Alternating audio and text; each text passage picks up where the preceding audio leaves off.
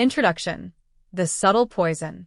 We often imagine toxicity as a loud explosion, shouting, broken plates, or overt aggression. But the most dangerous forms of toxicity are silent. They are a slow leak in a ship, gradually draining your confidence until you find yourself underwater without knowing how you got there.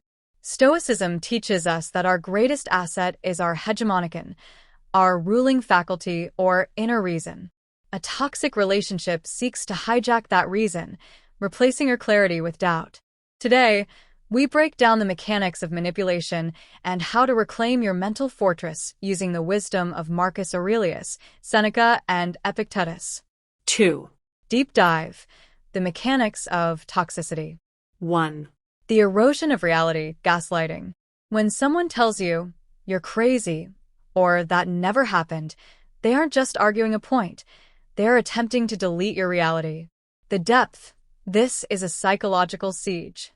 By making you doubt your own memory and senses, the manipulator becomes the only reliable source of truth in your life. The Stoic view.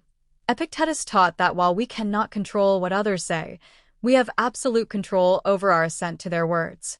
You do not have to agree with their version of reality. 2. The weaponization of sensitivity.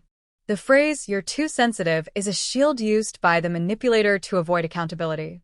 The depth: it shifts the focus from their hurtful action to your flawed reaction.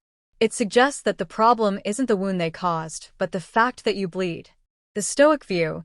Stoicism isn't about being emotionless. It's about emotional intelligence. Acknowledging a hurt is a rational observation. Dismissing it is a denial of nature. 3. The trap of conditional love. If you really loved me, you would. This is the ultimate tool of emotional blackmail. The depth: it creates a transactional dynamic where your worth is tied to your compliance. It forces you to choose between your boundaries and the relationship. The Stoic view. Virtue is the only true good. If a relationship requires you to sacrifice your principles or your peace of mind to prove love, it is no longer a virtuous connection. 3. The Stoic strategy for response. The art of the pause. Seneca famously said, "The greatest remedy for anger is delay."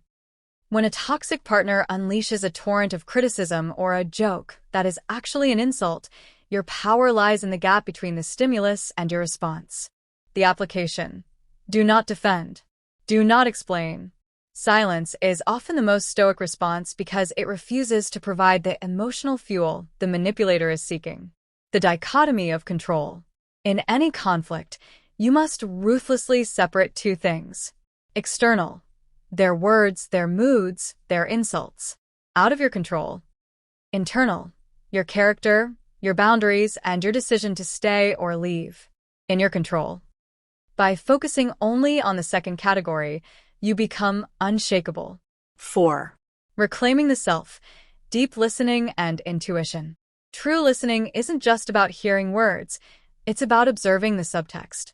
When you listen deeply, you hear the pattern. One joke might be an accident. 10 jokes are a strategy. Your intuition, that gut feeling of unease, is your internal alarm system. The manipulator will call it paranoia. The Stoic calls it prohairesis, the will. It is your mind signaling that your environment is at odds with your well-being. The conclusion: the courage to walk away. Stoicism is often misunderstood as enduring suffering. While Stoics endure what they cannot change, they are also men and women of action. Marcus Aurelius reminded himself that the best revenge is to be unlike him who performed the injury. If a relationship consistently demands that you shrink yourself, dim your light, or live in fear, the most Stoic act is to remove yourself from the environment. You are the architect of your own soul. You deserve a life defined by respect, clarity, and virtue, not by the constant management of someone else's chaos.